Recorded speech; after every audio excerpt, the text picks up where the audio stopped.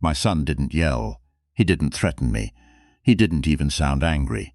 He smiled, took another sip of coffee, looked around the kitchen I'd spent 30 years paying for, and said, "Dad, if you're going to keep living here rent-free, you should at least cover the groceries." For a second, I honestly wondered if he was joking. Then I looked at his face. He wasn't. I felt something inside me go completely still, not because of what he said, because I suddenly realized he truly believed it. He believed I was living in his house. I looked toward the hallway where family pictures covered the wall. There was one of him at 8 years old, proudly holding the first baseball glove I could barely afford. Another showed Linda standing on the porch the day we finally paid off the mortgage. She had cried that afternoon, not because we'd become rich, because after 30 years of skipped vacations, overtime shifts, and second-hand furniture, the house finally belonged to us. Daniel had been 29. He was there that day, so how could he possibly believe I was living here for free? I didn't argue, not yet. Instead, I quietly stood up, picked up my empty coffee mug, and smiled. "You're right," I said softly. "We should talk." He smiled back. "You've been thinking about it too?" I nodded. "Oh, I've been thinking about it for weeks." He had no idea that conversation would change both of our lives. "My name is Robert Harris. I'm 68 years old.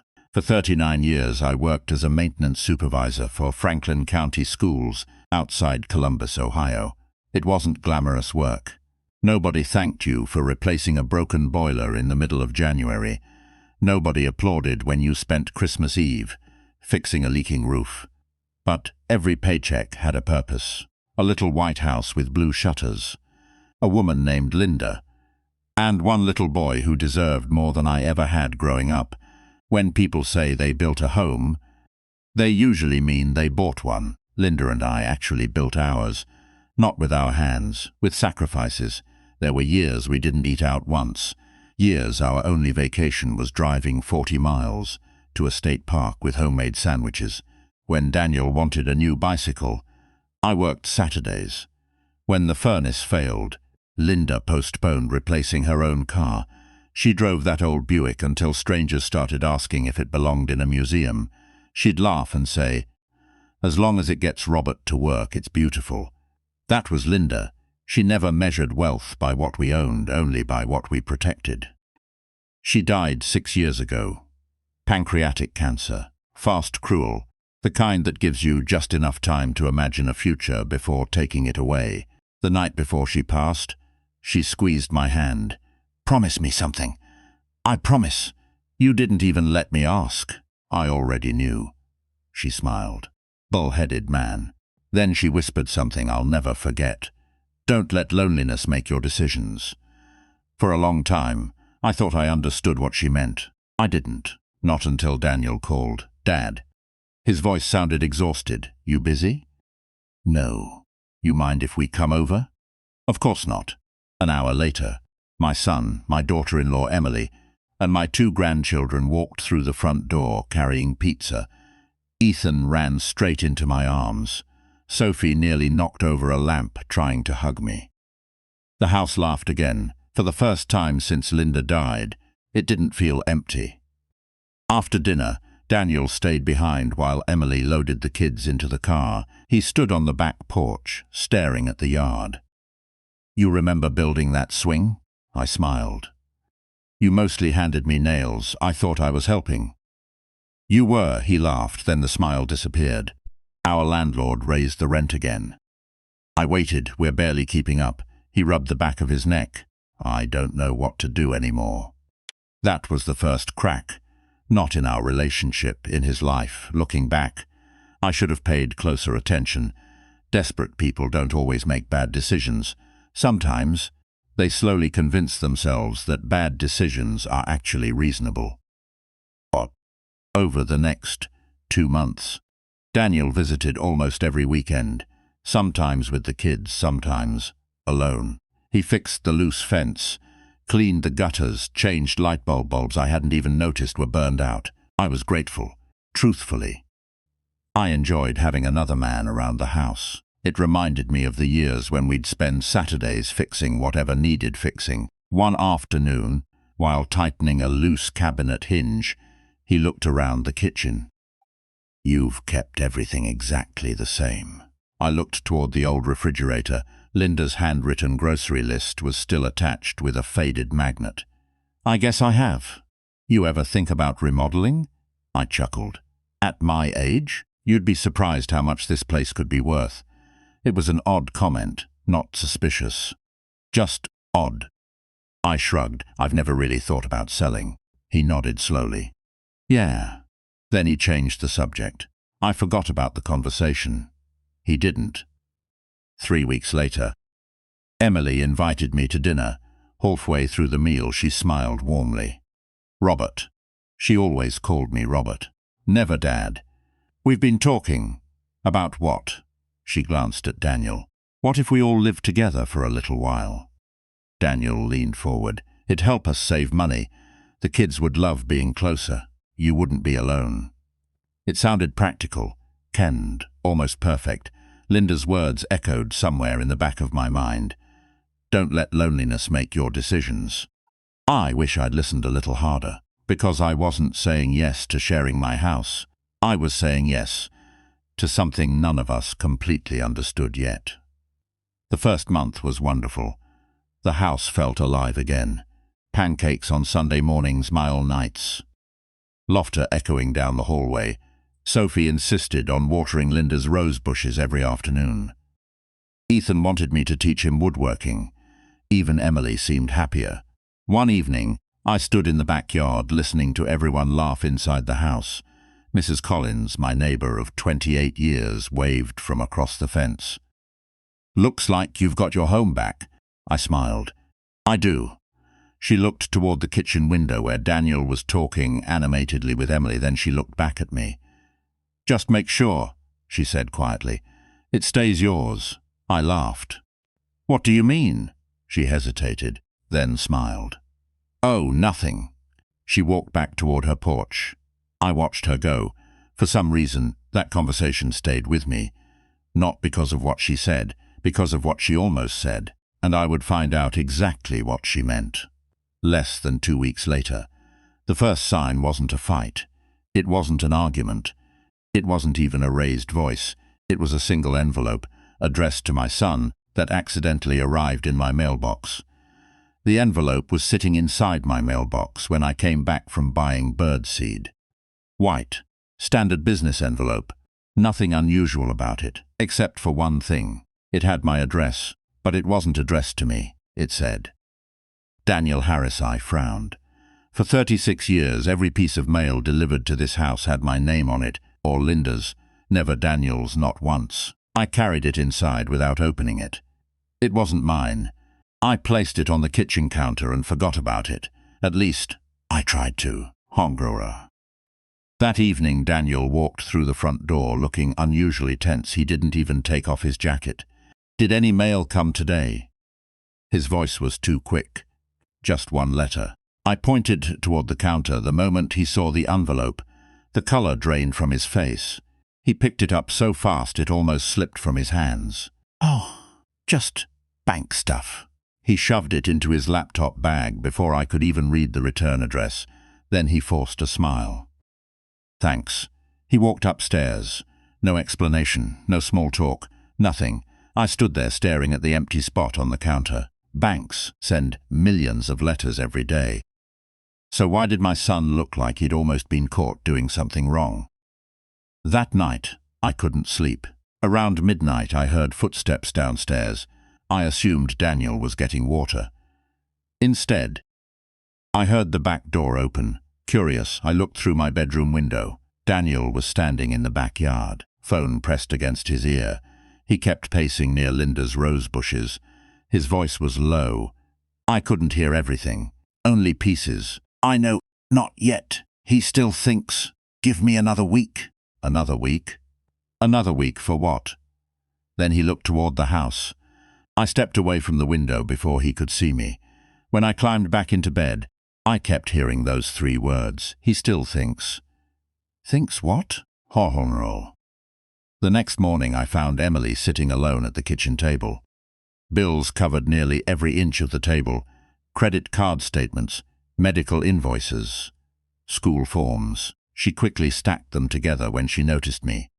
"Morning, morning. You all right?" She smiled. "I'm fine. People who are fine don't hide paperwork." I poured myself coffee. "Anything I can help with?" "No." The answer came too quickly. Then she softened. "I mean, we'll figure it out. We." Another word I'd been hearing a lot lately. We, everyone, use. Strangely, those words never seemed to include me anymore. Honhonmullers.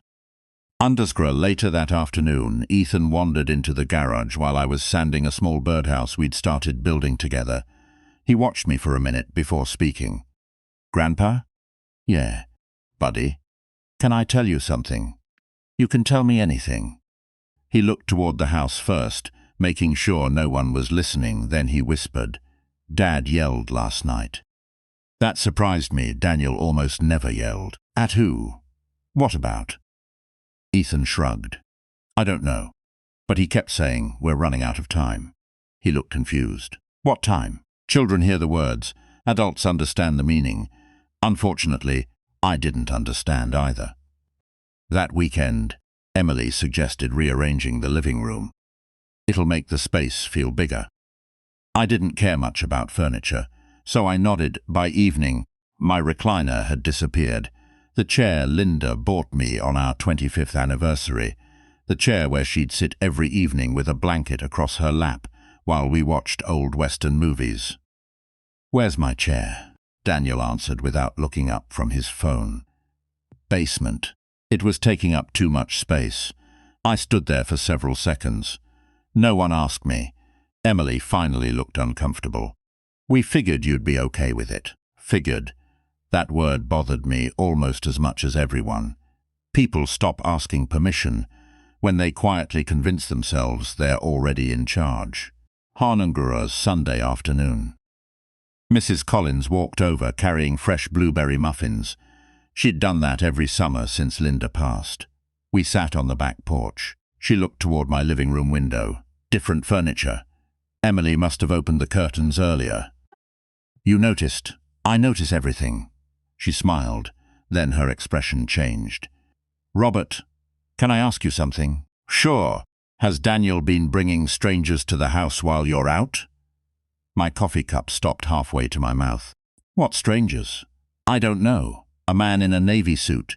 They walked around outside. He took pictures." "When?" "Thursday." "I thought maybe you knew." I hadn't been home Thursday. I'd spent most of the afternoon fishing with my old co-worker Frank. "You sure it was my house?" She nodded immediately. They were measuring the backyard too. Measuring. I forced a smile. "I'm sure it's nothing." She looked at me for a long moment. "If you say so." But neither of us believed it. Hongurul, under Monday morning. I drove past the hardware store and decided to stop by the diner Linda loved. The waitress recognized me immediately. "Same booth, you remember?" "Honey." She laughed. "You and Linda sat there every Saturday for 20 years. I smiled. "Some places never forget you." I ordered coffee and eggs. Halfway through breakfast, someone walked into the booth behind me. I recognized Daniel's voice instantly. "We need to move quickly," another man answered. "I understand." I couldn't see him, only hear him. "The market's still hot." Daniel lowered his voice. "I know, but he hasn't agreed yet." The man chuckled. "He doesn't have to decide today, as long as everyone's on the same page." I froze. Everyone? Daniel wasn't talking about me. He couldn't have been. I slowly reached for my coffee. Neither of them noticed I was sitting less than 10 feet away. Then I heard the stranger say something that made my stomach tighten. "If the house appraises where I think it will, you'll be sitting on a gold mine." "A gold mine?" I waited for Daniel to laugh, to correct him, to say, "It's my father's house." Instead, there was only silence. Then chairs scraped against the floor. I kept my eyes on my coffee until they left. By the time I reached the parking lot, they were already gone. That evening, Daniel acted as though nothing had happened.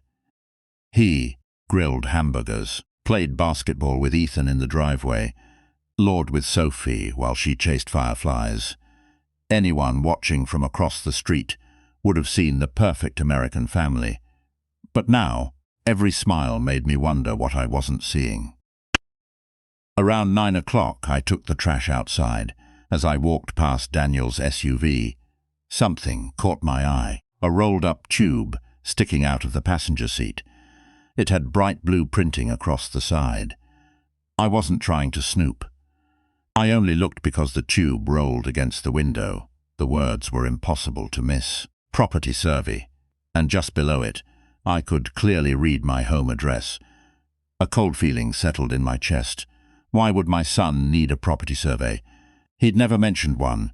He'd never asked me about one. He'd never even told me someone had been measuring my yard. I stood in the driveway for several seconds, staring at that tube through the glass. Then I heard the front door open behind me. "Dad?" I turned. Daniel was smiling. "You okay?" I looked back at the SUV, then at my son. For the first time in my life, I realized I didn't know whether I could trust the man standing in front of me. And I had a feeling the answer was hidden somewhere inside that blue tube. I didn't ask Daniel about the survey tube, not that night. People reveal more when they think you know nothing. The moment they realize you're suspicious, they become careful. So I smiled. "Just thinking," he nodded. "You've been doing that a lot lately." "I guess I have." He picked up the trash bag from my hand. "I'll get this." For years that gesture would have warmed my heart. Now, I couldn't stop wondering whether kindness had become another way to keep me from asking questions. Monday morning. The house was empty by 8. Emily had gone to work. The kids were at school. Daniel left 20 minutes later, or at least, I thought he had. I waited another 15 minutes before walking outside. His SUV was gone. The property survey was gone too. I told myself I was imagining things. Then my phone rang. It was Frank. "You still coming fishing Thursday?" "I don't know. You sound distracted." "I've got family stuff." Frank laughed softly. At our age, that's usually the expensive kind. If only he knew.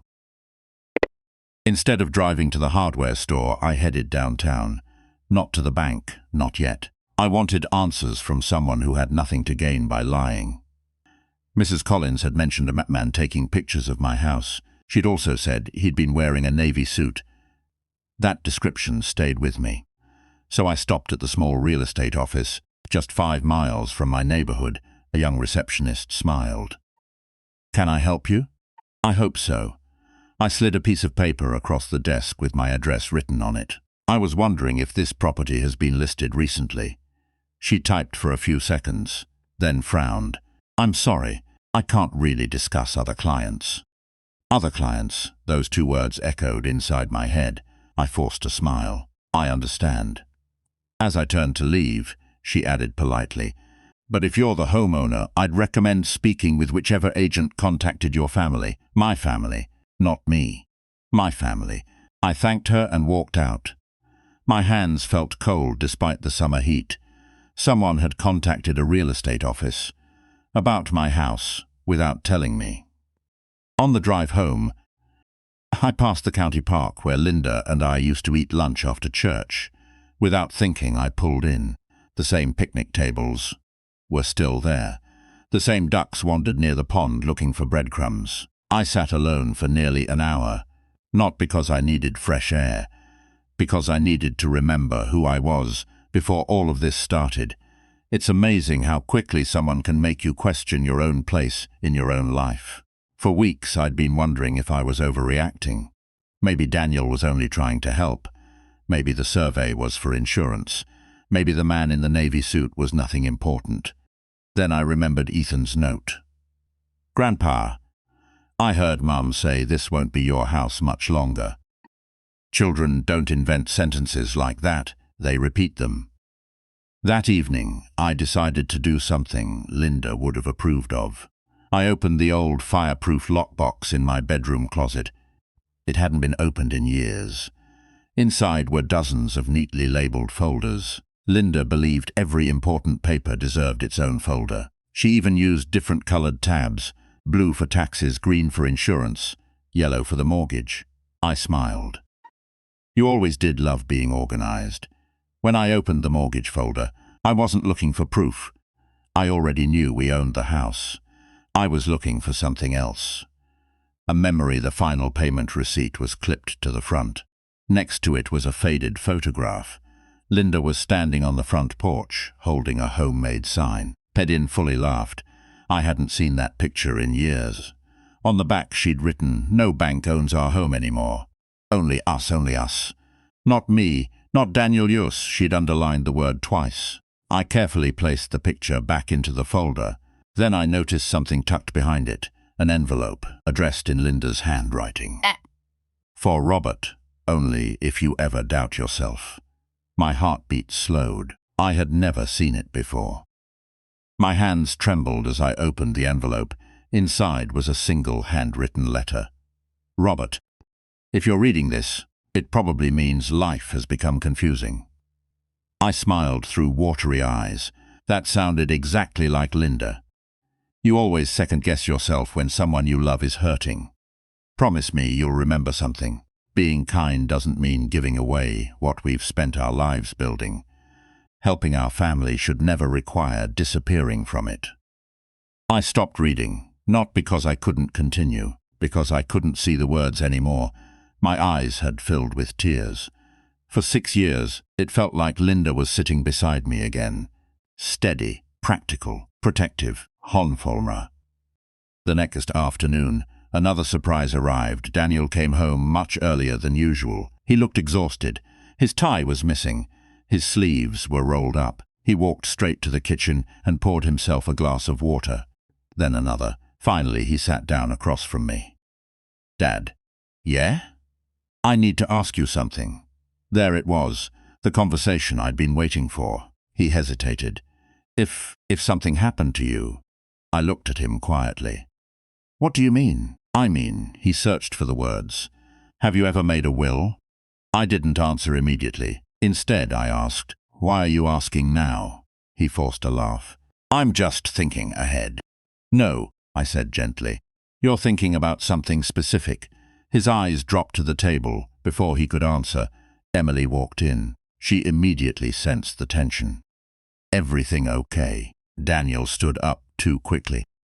Yeah, we're fine. The conversation ended, but something had changed. For the first time, Daniel wasn't acting confident. He looked nervous, like a man running out of time.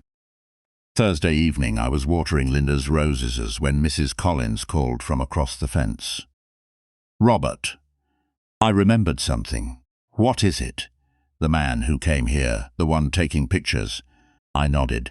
I've seen him before. Where? At my niece's office. What office? She looked at me carefully. She's an estate planning attorney. The watering can slipped slightly in my hand. An attorney? Mrs. Collins nodded. I can't swear it was the same man, but I'd bet my garden on it. An attorney, a realtor, a property survey, late-night phone calls, questions about my will. One by one, the puzzle pieces were finally starting to fit together. But there was still one piece missing. Why? Why was my own son so desperate? And who was pushing him? I had a feeling the answer wasn't inside my house. It was inside the envelope he'd snatched off the kitchen counter 2 weeks earlier. And I was determined to find out what was in it before he asked me to sign anything. My son looked me straight in the eyes, smiled, and said, Dad, if you're going to live here rent-free, the least you could do is buy the groceries. The room didn't go silent. The dishwasher was still humming. My granddaughter was laughing in the backyard. The television was playing cartoons in the living room. Life kept moving. Only I stopped. Not because he'd insulted me. I've been called worse in my 68 years. I stopped because he wasn't trying to hurt me. He actually believed what he'd just said. As if this house, the one I'd spent 3 decades paying for, was somehow no longer mine. I looked past him, toward the hallway. The walls were covered with family photographs. There was Daniel at 6 years old, missing his 2 front teeth. Daniel at 16, holding up his driver's license. Daniel at 29, standing beside his mother, on the front porch the day we mailed our final mortgage payment. He'd hugged me so tightly that afternoon I could barely breathe. "I can't believe it's finally ours," he'd said. "So how does a son go from celebrating the day his parents own a home to telling his father he's living there rent-free?" I didn't argue. I didn't raise my voice. I simply smiled, because something suddenly became very clear. My son knew something. Or he thought he did. And before this conversation was over, one of us was going to discover we'd been living with a lie. My name is Robert Harris. I live in a quiet neighborhood just outside Columbus, Ohio. If you drove past my house today, you probably wouldn't look twice. It's a modest 2-story brick home with faded blue shutters and a maple tree that's older than my son. Nothing about it screams wealth. Nothing about it looks special. But every brick carries a memory. Every room cost us something. Not just money. Time, sacrifice. Dreams we postponed so another mortgage payment could go through. My wife Linda and I bought this house in 1988. Interest rates were brutal. We barely had enough for the down payment. The bank manager looked at our application twice before approving it. When we walked out of that office, Linda squeezed my hand and whispered, "We're going to spend the next 30 years paying for this place." She wasn't complaining. She was smiling because for the first time in our lives, we had something nobody could take away from us.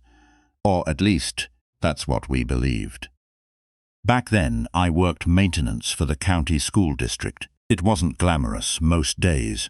People only noticed me when something broke.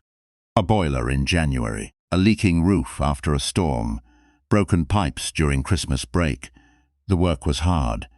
The hours were longer, but every overtime shift meant one more mortgage payment. Linda was a receptionist at a pediatric clinic. She packed her lunch almost every day. Not because she loved peanut butter sandwiches, because eating out meant $20 less toward the house. There were birthdays we celebrated at home, because restaurants were too expensive. Vacations became weekend drives to state parks. When Daniel wanted a brand new mountain bike in middle school, I worked every Saturday for nearly 4 months. He never knew why. Children aren't supposed to know what their parents give up. They're supposed to enjoy the ride. Linda used to keep a little notebook in the kitchen drawer. Every extra dollar we saved went into that notebook. Skipped vacation, $850. Sold old furniture, $300 Robert's overtime, $640. Beside every number, she wrote the same 2 words. House fund. That notebook became our scoreboard. Every page meant we were getting closer. When we finally made the last payment, Linda cried harder than she had on our wedding day. Not because we'd become rich, because after 30 years, the bank no longer owned our future. We did. I still remember what she whispered while we stood on the front porch. "This house will always protect our family." I wish she'd been right. 6 years ago, I buried Linda. Pancreatic cancer doesn't give families much time. 1 month, she was planting roses in the backyard. 3 months later, I was choosing a headstone. The night before she passed away, she held my hand with what little strength she had left. "Robert, I'm here. If Daniel ever needs help, help him. I will. But promise me something else. Anything. Don't confuse helping someone with giving away your life." At the time, I thought she was talking about money. I wouldn't understand what she really meant. Until years later. The house became painfully quiet after Linda was gone. Some mornings I'd make 2 cups of coffee before remembering I only needed 1. On Fridays I'd still catch myself asking, "What movie do you want to watch tonight?" Silence answered every time. People talk about loneliness as though it arrives all at once. It sneaks in. 1 empty chair, 1 untouched coffee mug, 1 birthday card you don't have to buy anymore. Eventually, the silence becomes another member of the household. And loneliness has a way of making even smart people say yes to things they should think twice about. Honglol and Duskor, almost a year after Linda passed, Daniel called. "Dad, His voice sounded exhausted. You busy? Never too busy for you. He didn't speak for several seconds. Finally, he said, our landlord raised the rent again. I could hear children arguing in the background, Emily trying to calm them down, a dog barking somewhere outside. Life, messy, loud, expensive. I don't know how much longer we can do this, he admitted. I asked the question every father asks. What do you need? He answered almost immediately. Nothing. That should have reassured me. Instead, it worried me. Because when your child says they need nothing, sometimes it's because they're too proud to tell you how close they are to falling apart. 2 weeks later, Daniel showed up carrying a toolbox. I figured your gutters probably need cleaning. I laughed. They always need cleaning. For the next 4 hours, we worked side by side, just like we had when he was a teenager, talking about football, work, the grandchildren, everything except money. As we were putting the ladder away, he looked at the house for a long moment. You know, Dad, this place has gone up a lot in value. I shrugged. So I've heard. You ever think about selling? I smiled. Not once. He nodded, didn't argue, didn't ask another question, but something about the way he looked at the house was different. It wasn't the look of a son remembering his childhood. It was the look of a man doing the math. I didn't realize it then. But that single conversation was the first move in a game I didn't even know we were playing. And 3 weeks later, Daniel asked if his family could move in just for a few months. I wish I could tell you I thought about Daniel's question. I didn't. I answered before my brain had a chance to catch up. Of course. His shoulders relaxed immediately. You mean it, your family. He hugged me so hard my baseball cap almost fell off. You have no idea what this means. Standing on the porch, I smiled. Looking back, I should have asked one simple question. How long is a few months? I never did, and neither did he. Moving day felt like Christmas. The kids raced through the front door before the moving truck was even parked. Sophie claimed the upstairs bedroom with the pink curtains. Ethan immediately asked if he could turn part of the garage into a woodworking corner. Emily walked from room to room with a notebook, writing measurements. I assumed she was planning where to put the furniture. Nothing seemed unusual. Daniel stood beside me in the driveway. You sure this isn't too much? I laughed. This house has been too quiet for years. He smiled. It won't be quiet anymore. He was right. Within 48 hours, the silence Linda left behind had disappeared. I thought that was exactly what I needed. Honongramma. The first month was wonderful. Every morning smelled like pancakes or bacon. The television wasn't blasting old westerns anymore. It played cartoons. Laughter echoed down the hallway again. Sophie watered Linda's roses every evening. She even talked to them. Grandma liked these, right? I nodded. She loved them. Then I'll make sure they stay pretty. Some afternoons I'd sit on the back porch just listening. The kids arguing over board games. Emily singing while cooking dinner. Daniel mowing the lawn. For the first time since Linda died, the house sounded alive. I remember thinking, maybe this is exactly what Linda wanted. I was wrong. Not because they moved in. Because I stopped noticing the little things. It started with my recliner. One Saturday morning I walked into the living room carrying my coffee. My chair was gone. The spot beside the window looked strangely empty. Emily? She smiled from the kitchen. Oh, we moved it? Moved it where? The basement. I frowned. Why? It didn't really match the new furniture layout. She said it so casually, as if she'd moved a lamp. I stood there staring at the empty space. That chair wasn't expensive, it wasn't antique. But Linda had bought it for our 25th anniversary. She'd joked, now you can finally stop falling asleep on the couch. I almost said something. Instead, I nodded. If it works better. It does. That was the first thing I gave up. Without realizing, it wouldn't be the last. How? A week later, my tools disappeared. Not all of them.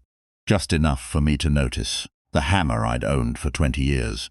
My socket set the cordless drill. I found them stacked neatly on shelves in the garage. Only, they weren't on my shelves anymore. Daniel had reorganized everything. Thought it'd make more sense this way. He smiled proudly. You'll be able to find things easier. I looked around. Every shelf had labels. Every toolbox had been moved. Nothing was where Linda and I had left it. I told myself it wasn't worth arguing over. They're just tools. But something strange kept happening. Every few days, another part of my routine quietly disappeared. Handgrummels.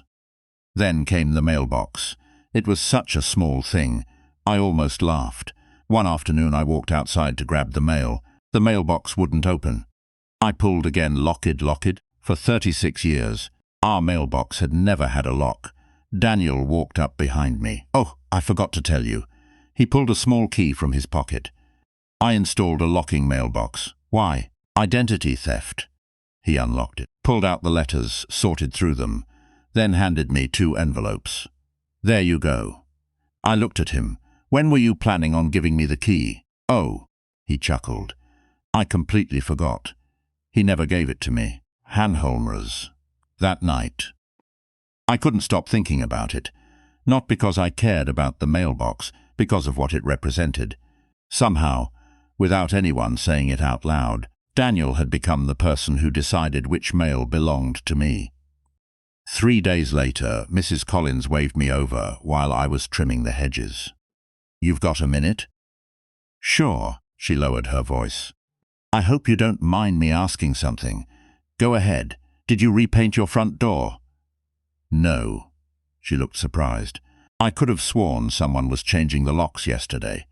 My stomach tightened. The locks? Young man? Navy baseball cap. He was here almost an hour. I forced a smile, probably Daniel. Oh, she nodded slowly. I figured you'd hired someone. I finished trimming the hedges. But I couldn't remember cutting a single branch. Changing locks. Nobody had mentioned changing locks. Why? That evening I waited until everyone went to bed. Around 11, I quietly walked to the front door. Sure enough, the lock was brand new, shiny brass, no scratches. I reached into my pocket. My old key didn't fit. I tried again. Nothing. The key I'd carried for almost 3 decades no longer opened my own front door. I stared at it for several seconds. Maybe Daniel forgot. Maybe he hadn't had extra keys made yet. There had to be an explanation. Didn't there? Hammerer, the next morning I asked him over breakfast, Hey, my key doesn't work anymore. Oh. He didn't even look up from his phone. I changed the locks. I noticed. You forgot to give me the new key. Silence, then he looked up. We only got 2 copies made. I waited. We've been meaning to order another. How long ago did you change them? Last week. Last week? He nodded. Just haven't had time. A whole week, for 7 days. I hadn't had a key to my own home, and nobody thought to mention it. Emily finally looked uncomfortable. I'll remind him. Daniel nodded. Yeah, I'll order another one. He smiled, as if the conversation was over. But it wasn't. Not for me. That afternoon, I decided to stop by Frank's house. He'd known me for almost 40 years. If anyone could tell me whether I was overthinking things, it was him. After I explained everything, he stayed quiet, long enough to make me nervous. Finally he asked, Robert, whose name is on the deed? My name. You sure? I almost laughed. Of course I'm sure. He leaned back in his chair. Then why are you acting like you're the guest? I didn't answer, because, for the first time, I realized that's exactly how I'd been feeling, like a guest. In the house Linda and I spent 30 years building. As I drove home that evening, I made a decision, not because I distrusted my son, because I needed peace of mind. The next morning, I was going to open the old fireproof box Linda kept in our bedroom closet, the one that held every important document we'd ever owned. I hadn't touched it since the day we buried her. I had no idea that inside that box was the first piece of evidence, proving my son wasn't just making assumptions anymore. He was making plans. I didn't sleep much that night, not because I was angry, because something kept bothering me. For 36 years, I'd carried the same brass house key. It had survived rainstorms, vacations, job changes, and even the day Linda accidentally washed it with my jeans. Now, it didn't open my own front door. I must have turned that useless key over in my hand 100 times before sunrise. Every scratch on it reminded me of another year I'd lived in this house, and yet, somehow, I was the only person inside who couldn't get in without someone else letting me in. Honhungrul, by 7:30, everyone had left. Emily drove Sophie to school. Daniel took Ethan because he had baseball practice after class. The driveway emptied. Our house became quiet again. I stood in the hallway for a moment. For years, this silence had felt lonely. Now, it felt necessary. I walked upstairs, past the family photos, past the bedroom that no longer looked like mine. Then I knelt beside the closet. In the very back, hidden behind old winter blankets, sat the small grey, fireproof box Linda insisted we'd always need. I hadn't opened it since the funeral. Dust covered the lid. I brushed it away with my sleeve. For a second, I couldn't bring myself to unlock it. It felt wrong, like opening a conversation I'd promised myself I wasn't ready to have. Handwrangler, Linda believed paperwork was just another form of insurance. If people forget, she'd always say, paper remembers. She organized everything: insurance policies, tax returns, birth certificates, even appliance warranties. I used to tease her. If the FBI ever needs help filing paperwork, they're calling you. She'd laugh. No, they'll call me after they give up. I smiled despite myself. God, I missed that woman. The combination lock clicked open. Inside, everything looked exactly the way she'd left it. Blue folders, green folders, yellow folders. Every label written in the same neat handwriting. I reached for the yellow one. Hominot mortgage, not deed, just Hom. Somehow, that one word hit harder than anything else. Handagroma, the folder, was thicker than I remembered. The first page was our original purchase agreement, 988. Purchase price, $126,000. I smiled. Back then, I thought that number was impossible. Linda thought so too. The banker had warned us. It'll be tight. He wasn't kidding. Some months we barely had enough left over for groceries, but we never missed a payment. Not one. I flipped through the pages. Refinance documents, property tax records, insurance renewals. Then I found the final mortgage statement. Across the top, stamped in bold red letters, paid in full. The date immediately took me back. Linda had insisted we celebrate. Not with a fancy dinner, not with champagne. We ordered pizza, sat on the living room floor. Because we'd already sold the old couch, she held that statement against her chest and cried, "We did it. No bank owns this house anymore." Then she'd laughed through her tears. "Robert, if these walls could talk, they'd probably complain about all the cheap paint you bought." I laughed out loud, remembering it. She never missed an opportunity to tease me. As I closed the folder, something slipped onto the carpet. A folded envelope, yellow with age, my name written across the front. Robert, nothing else. No date, no explanation. I frowned. I didn't remember ever seeing it before. I opened it carefully. Inside was a single handwritten page. Linda's handwriting, steady, neat, beautiful. "If you're reading this, then I'm probably not sitting beside you anymore." I had to stop, just for a moment. Even after 6 years, seeing her handwriting still knocked the air out of me. I took a deep breath and kept reading. "I know you better than anyone. You're going to spend the rest of your life trying to make everyone else comfortable. Please don't forget. This house wasn't built to impress people. It was built to protect our family. Protecting your family doesn't mean giving away everything you've spent your life building. Sometimes love requires open doors. Sometimes love requires firm boundaries. Only you will know the difference."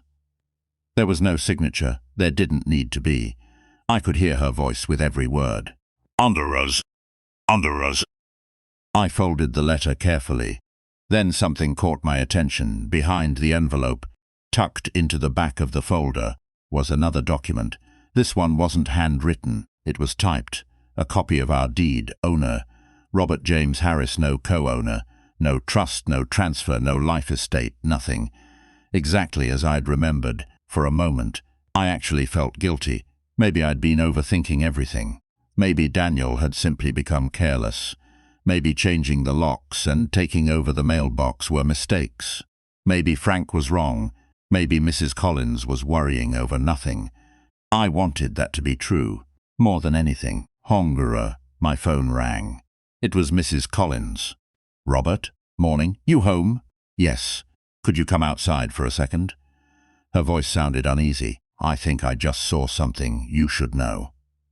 I stepped onto the front porch. Mrs. Collins was standing beside her mailbox, pointing toward the end of the street. A white SUV had just pulled away. See that car? I think so. It was parked in your driveway. For how long? About 20 minutes. My stomach tightened. I thought maybe you knew. I didn't. There was a man with a clipboard. He walked around your yard. He took pictures. Again, pictures, meveshments, clipboards. This wasn't the first time. Did he come to the door? I asked. She shook her head. No, Daniel let him in. I stared at her. What? He had a key. He opened the front door himself. My chest suddenly felt heavy. Daniel hadn't told me anyone was coming. Not yesterday. Not this morning. Not ever. Mrs. Collins looked uncomfortable. I almost walked over, but I assumed you were expecting them. I forced a smile. Thank you. She nodded. I figured you'd want to know. Unguru. The moment I walked back inside, I checked the security camera app. Linda had convinced me to install years earlier. I almost never used it. The footage from that morning loaded 9:14 a.m. A white SUV stopped in front of the house. A man in business clothes stepped out carrying a leather portfolio. Daniel unlocked the front door. They shook hands. Then they both walked inside. Exactly 19 minutes later, they came back out. The man pointed toward the roof, then toward the backyard. Daniel nodded. Before leaving, the stranger handed Daniel a folder. Even through the grainy camera, I could clearly see the logo on the front. It belonged to a real estate company. I watched the video 3 times, hoping I'd misunderstood. I hadn't. At dinner that evening, Daniel acted completely normal. He asked Ethan about baseball practice. He complimented Emily's chicken casserole. He even asked if I wanted to watch the Browns game with him on Sunday. Not once. Not one single time. Did he mention the man who had spent 19 minutes inside my house? I looked across the table at my son. The little boy who used to hold my hand crossing the street. The teenager who cried after wrecking his first car because he thought I'd be disappointed. The young father who once told me, Dad, I hope I'm half the father you've been. Where had that man gone? Or maybe... The better question was, what had happened to him? 'Cause people don't wake up one morning and start making plans behind their father's back. Something had pushed him, something I still couldn't see. But one thing had become painfully clear. This wasn't confusion anymore, this was a plan. And if Daniel was willing to keep that plan secret, I needed to find out exactly what he thought was going to happen to my house before he asked me to sign a single piece of paper. That night, I barely touched my dinner. Daniel laughed at one of Ethan's jokes. Emily talked about a difficult patient at work. Sophie asked if we could roast marshmallows the coming weekend. It looked like every normal family dinner I'd ever dreamed of after Linda passed away. Only now, every smile felt rehearsed. Every conversation made me wonder what had already been decided without me.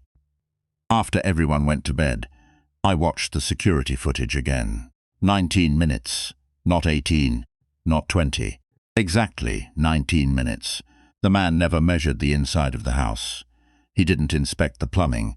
He didn't climb onto the roof. He spent almost the entire visit sitting at my dining room table, talking. Then he handed Daniel a folder. I zoomed in as much as the camera allowed. The logo became clearer. Buckeye Premier Realty. I wrote the name on a sticky note. I wasn't planning to accuse anyone. I just wanted answers. The next morning, Daniel surprised everyone. "I'm taking a personal day." Emily looked confused. "I thought you had meetings." "I moved them," he smiled. "I've got a few errands." Errands. Funny how that word can mean almost anything. He finished his coffee, grabbed his keys and left. I waited exactly 5 minutes before picking up mine. I hadn't followed anyone since I was 17 years old. Back then, it was Linda. She'd told me she was buying groceries.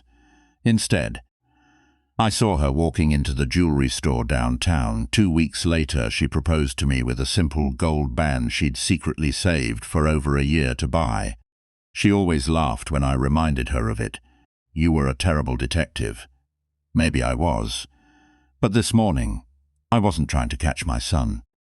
I was trying to understand him. Daniel's SUV stayed 3 cars ahead of me, far enough that he never noticed.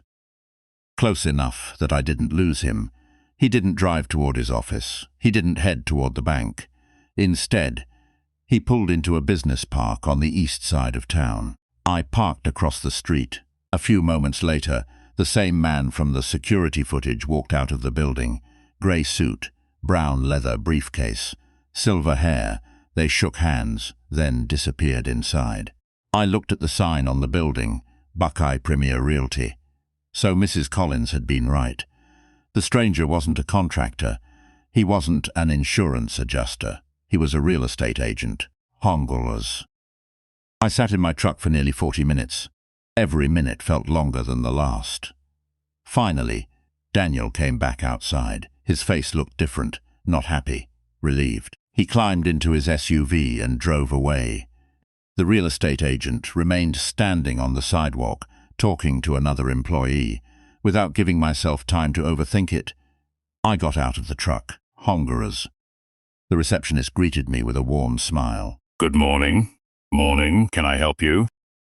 I hope so. I slid a business card I'd picked up from the lobby across the desk. "I just have a quick question." She smiled politely. "Sure. I'm Robert Harris." Her fingers stopped moving across the keyboard. "My address is..." I gave it to her. "I'm wondering if my property has been listed." Her smile faded. "I'm sorry. I can't discuss client information, I understand." I turned to leave, then I added, quietly, "I own the house." She hesitated for just a second. Then she said something she probably wasn't supposed to. "If you're the owner, you should probably speak with Mr. Keller." "Who's Mr. Keller?" "Our senior agent. The one working with your..." She stopped herself. "My..." "What?" She swallowed. "I'm sorry. I've already said too much." That one unfinished sentence told me more than a full explanation could have. "Working with your..." She'd almost said it. "Working with your son. Working with your family. Working with someone besides me." I thanked her and walked back outside. My hands were shaking. Not because I thought Daniel had sold my house. He couldn't. Legally, he had no authority. No, what frightened me was something else. He was acting as though he eventually would. When I got home, Daniel's SUV wasn't there yet. I had maybe 20 minutes, maybe less. I walked into the kitchen, opened the junk drawer, nothing unusual. Then I remembered something. The folder, the one the real estate agent had handed him on the security footage. Where would Daniel hide it? Not in his bedroom. Emily cleaned everything.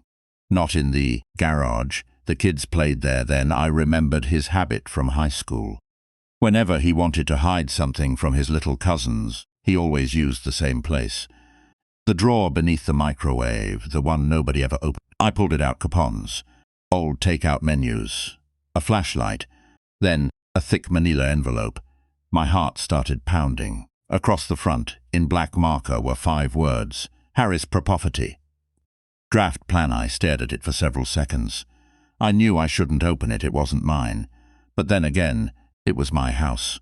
I slowly lifted the flap. Inside were printed estimates, comparable home values, selling strategies, neighborhood reports. I turned another page, another, then another. Near the back, I found a document clipped to a yellow sticky note. The handwriting wasn't Daniel's. It belonged to the real estate agent.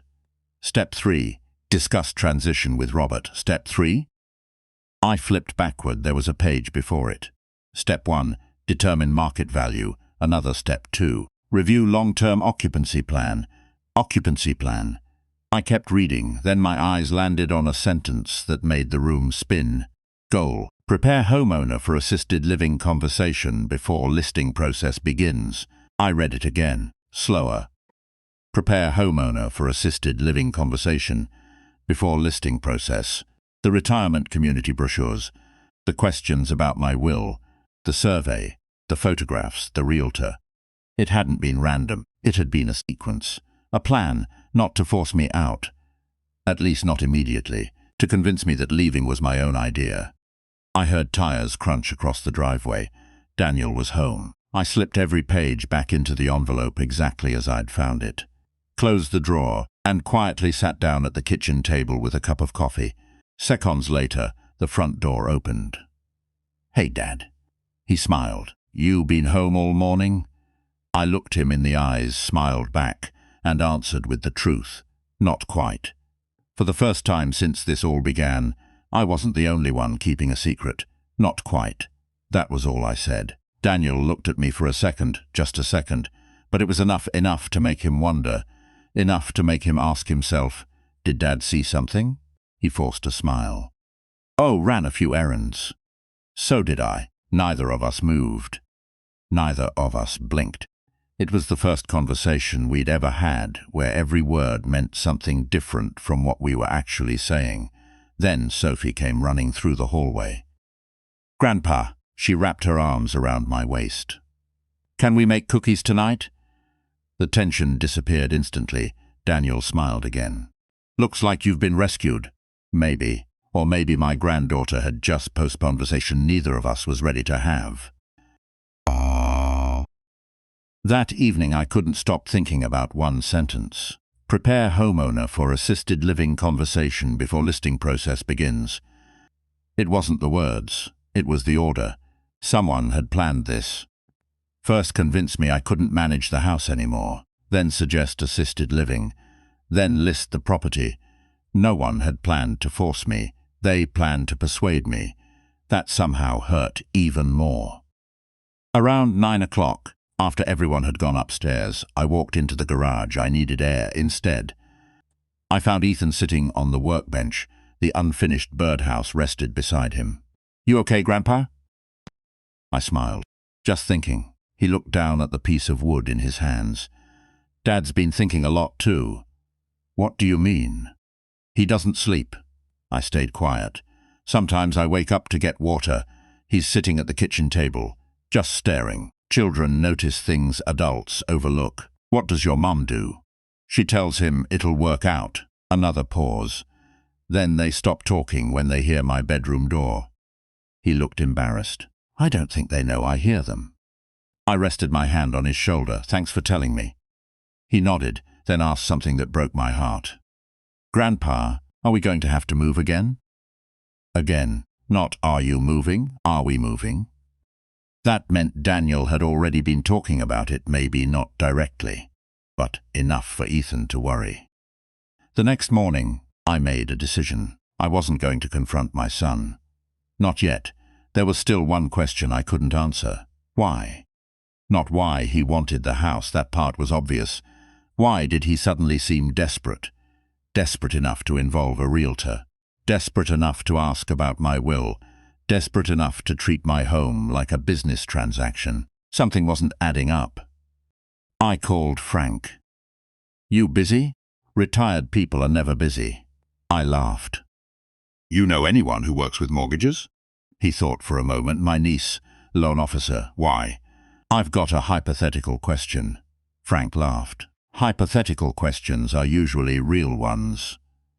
An hour later, I found myself sitting across from his niece, Melissa. She couldn't discuss anyone else's finances. I already knew that. I wasn't there to ask about Daniel. I asked something else. What kind of situation makes someone believe inheriting a house is their only option? She didn't answer immediately. Instead, she asked, "Medical debt?" "Maybe, possibly," she nodded slowly. "Or Someone's been denied another loan. I looked up. It happens all the time. If a family carries too much debt, banks stop lending. She folded her hands. When that happens, people start looking at assets they don't actually own. Those words stayed with me all the way home. Assets they don't actually own. When I pulled into the driveway, Daniel's car was already there. He was sitting on the front porch, alone, head down, pen in his hands. He didn't notice me for almost 30 seconds. When he finally looked up, he quickly locked the screen, another habit I'd started noticing. Everything okay? I asked. He forced a smile. Yeah, you sure? I'm just tired. For the first time, I believed him. Not the part about being okay, the part about being tired. He looked exhausted, like someone carrying a weight he couldn't put down. That night, I accidentally found out what the weight was. Not because I was snooping, because I couldn't sleep. Around midnight, I walked downstairs for a glass of water. Voices drifted from the family room, Daniel and Emily. They hadn't heard me. I can't keep lying to him. Daniel's voice sounded broken. Emily answered quietly. What choice do we have? He deserves to know. And if he says no? Silence. Then Daniel whispered something that made my heart stop. If we don't figure this out by October, we lose everything. Everything, not just the house. Everything. I stepped back before the floorboards could creak. I returned upstairs without making a sound. For the first time, my anger gave way to something else. Fear, not for me, for my son. The next morning, I watched Daniel leave for work. He looked over his shoulder twice before getting into his SUV, as if he expected bad news to be waiting for him. Or maybe someone. The moment he drove away, I walked to the kitchen window. His coffee mug was still on the counter. Beside it, his phone charger. He'd forgotten it. Daniel never forgot his charger. Never. I picked it up, planning to leave it on the hallway table. Then I heard his phone ringing upstairs. He'd forgotten that too. It rang once, stopped. Then rang again. The caller ID lit up the screen. Buckeye Premier Realty stared at it. The phone kept vibrating across the nightstand. Then the call went to voicemail. A few seconds later, another notification appeared, due urgent. We need your decision today. I never touched the phone. I didn't need to. I'd already seen enough. Someone was pressuring my son. The question was, what decision couldn't wait another day? And I had a feeling I was about to find out. I didn't answer Daniel's phone. I didn't read his messages. I simply placed it exactly where I'd found it. Some lines, once crossed, change who you are. I wasn't willing to become someone who searched through his son's private life. Not yet. But one thing had become impossible to ignore. Someone wanted an answer, and they wanted it fast. 20 minutes later, Daniel rushed back into the house. He looked panicked.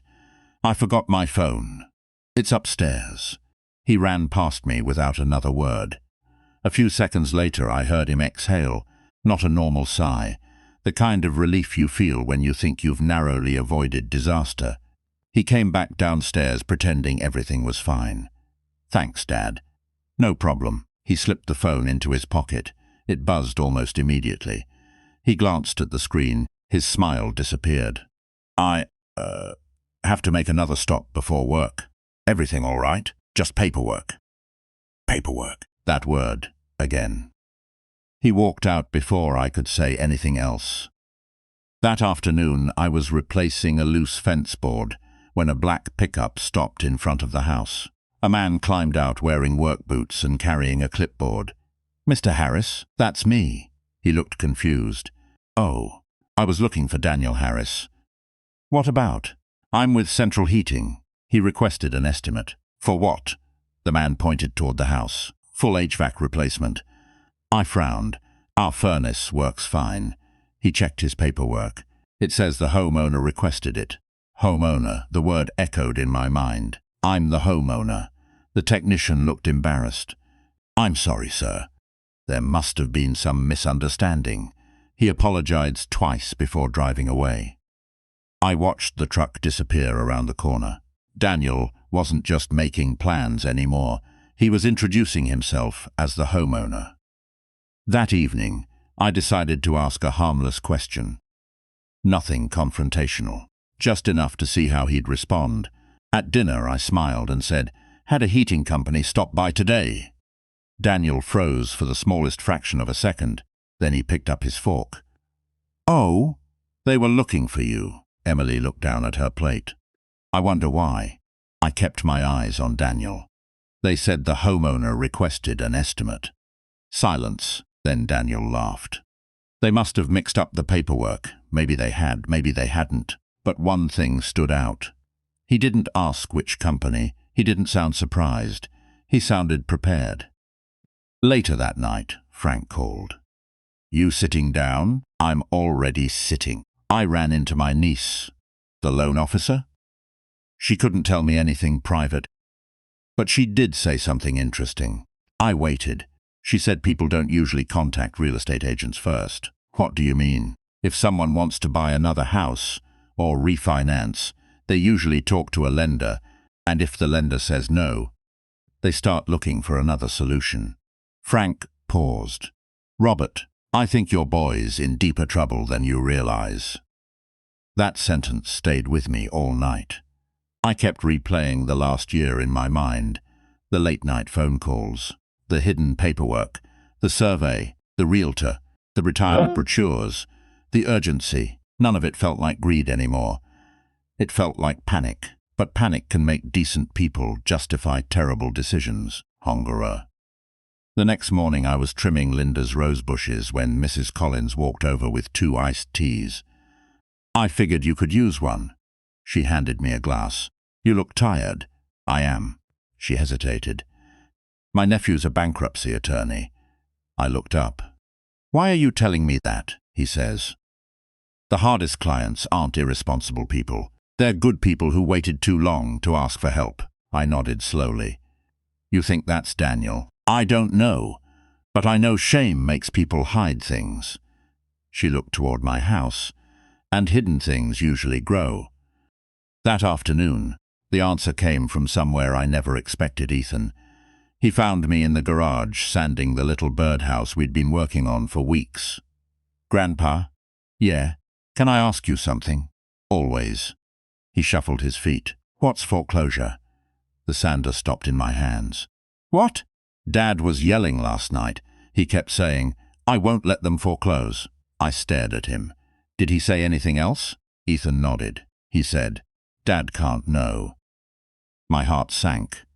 Not because Daniel was in trouble, because he'd decided I was the last person who should know. That evening I didn't eat much. I watched Daniel laugh with Sophie as she showed him a drawing she'd made. I watched Emily refill everyone's drinks.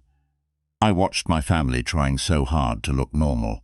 Then I noticed something I'd missed before. Daniel wasn't wearing his wedding ring. He'd worn it every day for 15 years. After dinner, I asked casually, "Forget your ring." His hand instinctively covered the empty finger. "Oh, I had it cleaned." Emily looked at him, just for a second, then looked away. She knew. And whatever the truth was, it wasn't at the jewelry store. Around 10 that night, I heard the garage door open. Daniel thought everyone was asleep. Curious, I looked through the upstairs window. A silver sedan had pulled into the driveway. A middle-aged man stepped out, carrying a slim briefcase. No realtor, no contractor, no clipboard. Daniel invited him inside. They stayed in the kitchen for almost an hour. When the man finally left, Daniel walked him to the driveway. The porch light illuminated their faces just long enough for me to see the man hand Daniel a business card. The logo caught the light. It wasn't a bank. It wasn't a real estate office. It was a law firm. Daniel stood alone in the driveway for several moments after the car disappeared. Then, to my complete surprise, he covered his face with both hands. And he cried, not loudly, not dramatically. The quiet kind of crying a man does when he believes no one is watching. I stood frozen behind the curtain. In that moment, I stopped seeing an ungrateful son trying to steal my house. I saw a frightened man who'd convinced himself there was only one way to save his family. The problem was, That way required sacrificing mine. The next morning, I decided it was finally time to stop guessing. I wasn't going to accuse Daniel. I was going to ask him one question, a question he'd been avoiding for months. What aren't you telling me?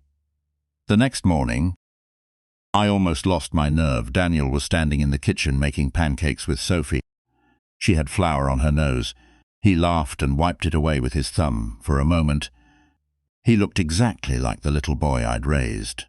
The one who used to wake me up every Father's Day with burnt toast and cold coffee, because he wanted to make breakfast himself. How do you confront someone when all you can see are the memories before the mistakes? Honglomeral. After breakfast, Emily took the kids to the park. The house finally became quiet.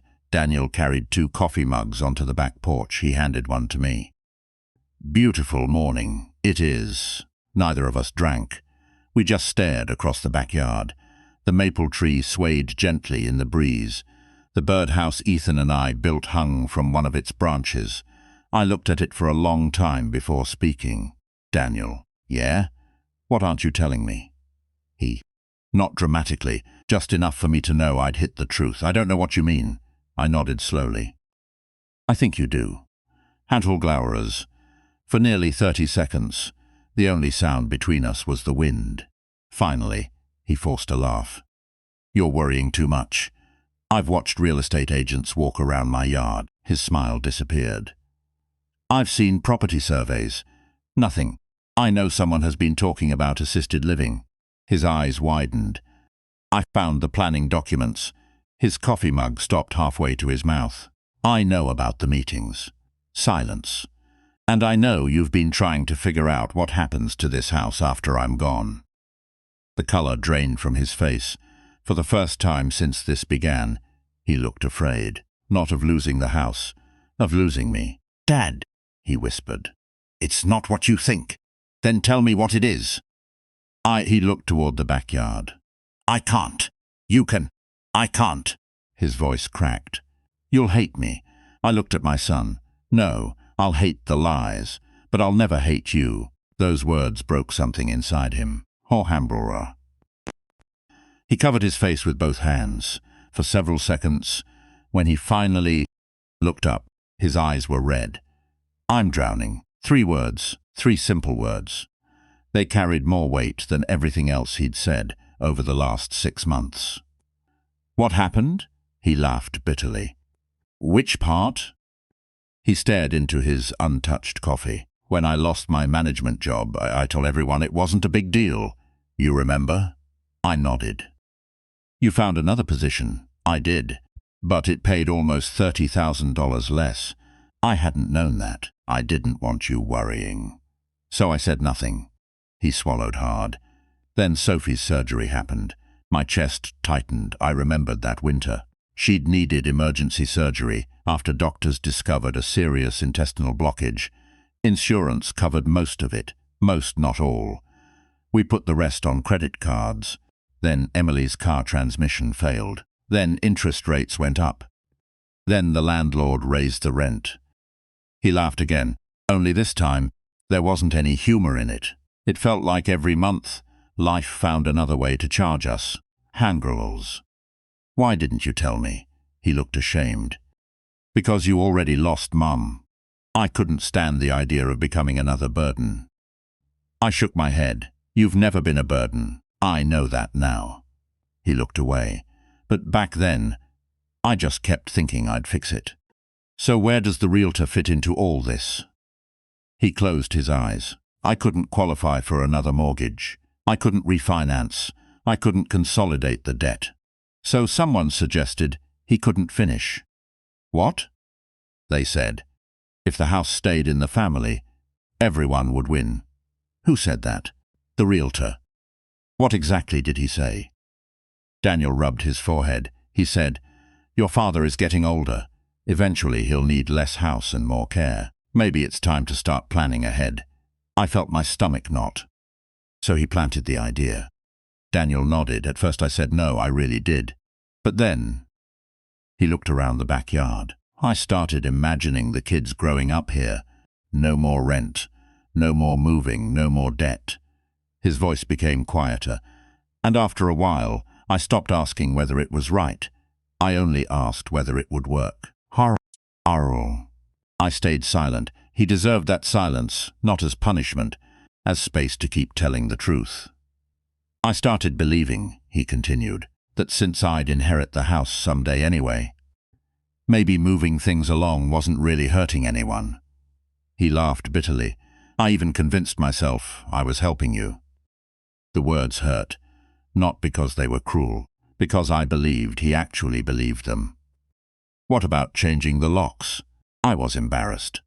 The old lock barely worked. I meant to give you a key, but then I forgot. The mailbox. I didn't want collection letters sitting where the kids could see them. I frowned. Collection letters? He nodded slowly. They'd started coming here after we changed our mailing address. That explained the locked mailbox. Not everything, but enough. What about calling yourself the homeowner? He buried his face in his hands. I never meant to.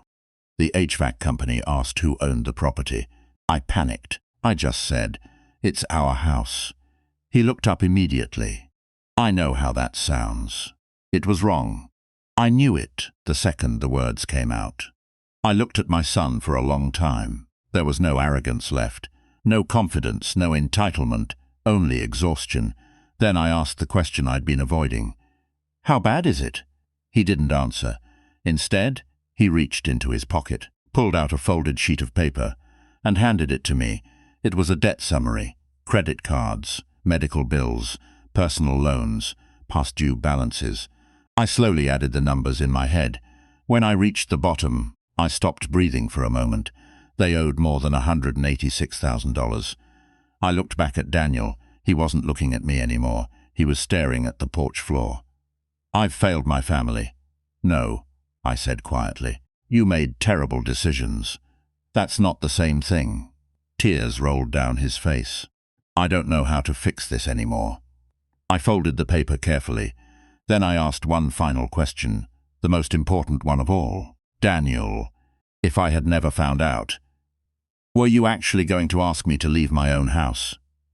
He didn't answer. He couldn't, because sometimes silence is the most honest answer a person has left. The next morning, Daniel asked if we could have one final family meeting. He said there was something he should have told me from the very beginning. I didn't sleep that night, not because of the debt, not because of the lies, because I kept thinking about one question. Where had I gone wrong? Was I too proud, too distant after Linda died? Had my son spent months drowning, while I kept telling myself he was simply stressed? A father always wonders if he missed the warning signs, even when his child is 50 years old. The next morning, Daniel knocked softly on my bedroom door. Dad? Yeah? Can we all sit down after dinner? Everyone. You, me, Emily. The kids too. I looked at him for a moment. All right, he nodded. There are no more secrets. Then he quietly walked away. I wanted to believe him. Homongera dinner that evening was unusually quiet. No movie tonight? Daniel smiled weakly. Not tonight, buddy. After the dishes were cleared, we all gathered in the living room. The same living room where Linda and I had celebrated birthdays, Christmas mornings. And the day we made our final mortgage payment, Daniel stood instead of sitting. His hands shook. Emily reached for them. He gently squeezed her, then looked at me. Dad, I'm sorry. The room became perfectly still. He turned toward the children. Ethan, Sophie, I need you to hear this too, because someday you're going to make mistakes, and I want you to remember something. When you lie, one lie becomes 10, and eventually you forget who you're trying to protect. His voice cracked. I told myself everything I did was for this family, but the truth is, I stopped trusting my own father. Emily quietly wiped away a tear. Hongrola, Angrazora. Then Daniel looked directly at me. I met with the realtor. I let him convince me this house could solve all our problems. I let him tell me that moving you into assisted living was the practical thing to do. I even started believing that since I'd inherit the house one day, it didn't really matter when. He lowered his head. I was wrong. So unbelievably wrong. Nobody spoke, not even the children. I slowly stood up, without saying a word. I walked upstairs. Daniel looked confused. Emily glanced at him nervously. A minute later, I came back carrying the grey fireproof box, the same box Linda had organized years before. I placed it gently on the coffee table. No speeches, no anger. Just a quiet click as I opened the lid. I removed a thick yellow folder, laid it in front of Daniel. "What is this?" I slid it toward him. "Open it." His hands trembled as he unfolded the papers. The very first page was stamped in bold red letters. In full he stared at it, didn't move, didn't breathe. I pulled another document from the folder, the original mortgage agreement, 1988. 30-year loan, then another, the final payment receipt, then another, the deed, then another. A stack of cancelled checks, hundreds of them. Every payment Linda and I had made, month after month, year after year. 30 years of ordinary people choosing responsibility over comfort. I looked at my son. "Do you know what you're holding?" His eyes never left the papers. I answered for him. 30 years of our lives. Hangul or Undersga. I sat down across from him. That first payment, I worked 16 straight days without one day off. The payment after that, your mother sold her wedding china because the furnace died. He looked up. His face had turned pale. When you wanted braces, we refinanced our car. When you wanted to play baseball, I worked Saturdays. When your college tuition came due, your mother took a second job. I gently tapped the mortgage papers. Every page in that folder cost us something. Hongonra. I reached into the box one last time, then carefully unfolded Linda's little notebook, the one labeled House Fund. I handed it to Sophie. "Would you read the first page for Grandpa?" She looked nervous. "But I don't understand it." "You don't have to. Just read it." She read softly. Skipped vacation. She turned and 50, house fund.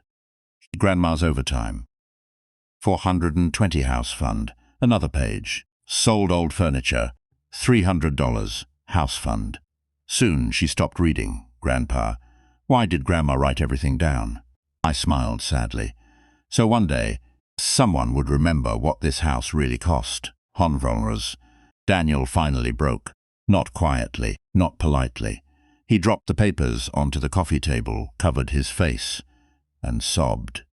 The kind of sobbing that comes from months of guilt finally catching up with you. "I'm sorry," he cried. "I'm so sorry. I wasn't thinking about the payments. I wasn't thinking about Mom. I wasn't thinking about what this house meant. I was only thinking about surviving."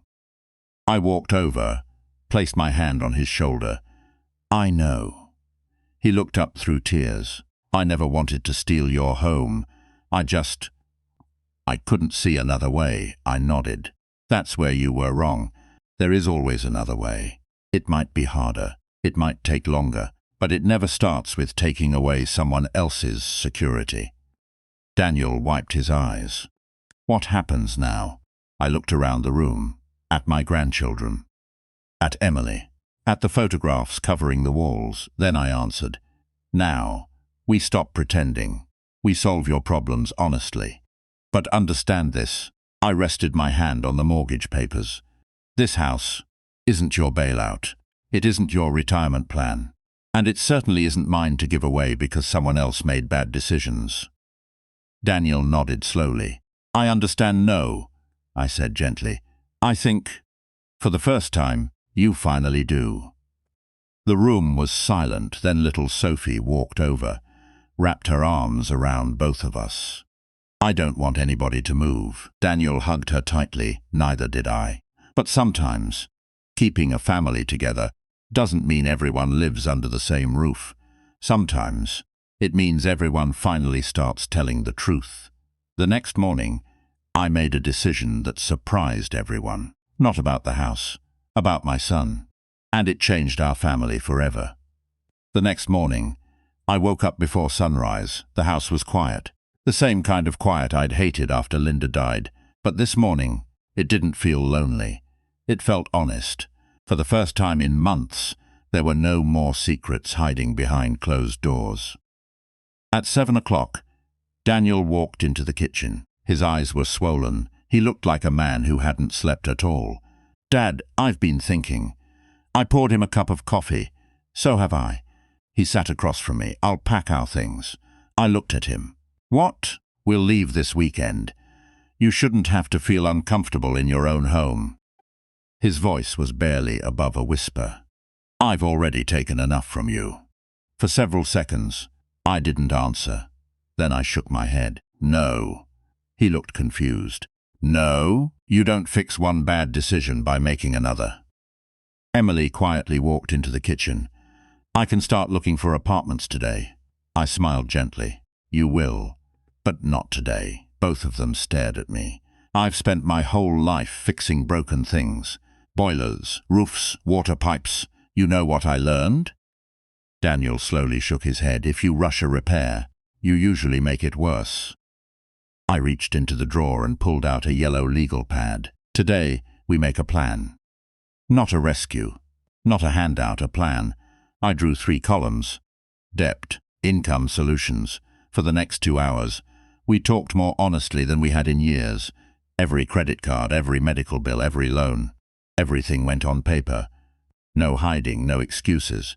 Just facts. Humgrumers. Then I looked at Daniel. "You owe about $186,000. He nodded. "You can't solve that in 1 week. No, you probably can't solve it in 1 year. Again, he nodded. "So stop looking for miracles." He frowned. "What do you mean?" "The house was your miracle. You convinced yourself that one sale would erase every mistake." I tapped the notebook. "Real life doesn't work that way. It gets fixed one payment at a time. Just like Linda and I had paid our mortgage 1 month, then another, for 30 years. That afternoon, I made one phone call, not to a realtor, not to a lawyer, to Frank. "You still know that financial counselor your church uses?" "I do." "Think he'd meet with my son?" Frank didn't hesitate. "I'll call him." Sometimes, the strongest people aren't the ones who refuse help. They're the ones willing to ask for it. Over the next few weeks, everything changed. Daniel sold his expensive SUV. He hated doing it, but he did it. Emily picked up extra shifts, not because I asked her to, because she wanted to. They cancelled subscriptions they never used, stopped eating out, created an actual budget. For the first time, they were fighting the debt, instead of hiding from it. 2 months later, they moved into a modest 3-bedroom townhouse across town. It wasn't fancy. The bedrooms were smaller. The backyard was tiny. But every payment belonged to them. The day they moved, Daniel handed me a small envelope. "Open it after we leave." I waited until their truck disappeared down the street. Then I opened it. Inside was a single sheet of paper. "Dad, I kept thinking I needed your house. The truth is, I needed your honesty. I spent months treating your home like an asset. You reminded me it was built from love. I'm going to spend the rest of my life earning back the trust I almost threw away. I don't expect forgiveness overnight, but I promise you'll never have to wonder whose house this is again. I love you. Daniel." I folded the letter carefully, then placed it inside Linda's fireproof box, right beside her note. One letter reminding me to protect what we'd built, the other reminding me that people can still change. Life slowly found its rhythm again. Every Saturday, Ethan came over to work on woodworking projects in the garage. Every Sunday, Sophie insisted on watering Grandma Linda's roses. Emily still called every Wednesday just to ask if I needed groceries. And Daniel never walked into my house without knocking first. Not because I asked him to, because respect had returned. One Saturday afternoon, we finally finished the birdhouse. Ethan held it proudly. Where should we hang it? I looked toward the old maple tree. The same place. After we hung it, a pair of bluebirds landed on the roof almost immediately. Ethan grinned. I think they like it, I smiled. So do I. Before everyone left that evening, Daniel stood beside me on the porch. Dad, yeah, I've wanted to ask you something. What is it? Why didn't you throw me out? I looked across the yard, where Linda's roses were blooming. Then I answered, because that's not how your mother and I built this family. We believed people should live with the consequences of their mistakes, not become defined by them. He nodded. Tears filled his eyes again. I hope someday I'm the kind of father you were. I smiled. No, I hope you're better. As I watched my family's car disappear down the street, I reached into my pocket. The old brass house key was still there, worn smooth after decades of use. It no longer fit the lock. I'd replaced the locks the week after everything happened. This time, Daniel helped me install them. When he handed me the new key, he smiled and said, "This one belongs to the homeowner." I slipped it into my pocket, then looked up at the house Linda and I had spent 30 years paying for. It had never really been about bricks or walls or mortgage papers. Those papers simply proved what love had already built. A home isn't measured by who expects to inherit it. It's measured by the people willing to protect it. And sometimes, the strongest foundation a family can have isn't concrete. It's the truth. If this story moved you, let me ask you something. What would you have done if you were Robert? Would you have forgiven your son or walked away for good? Share your thoughts in the comments. I read every one of them. And if you enjoy heartfelt family stories with powerful life lessons, don't forget to subscribe. There's another unforgettable story waiting for you.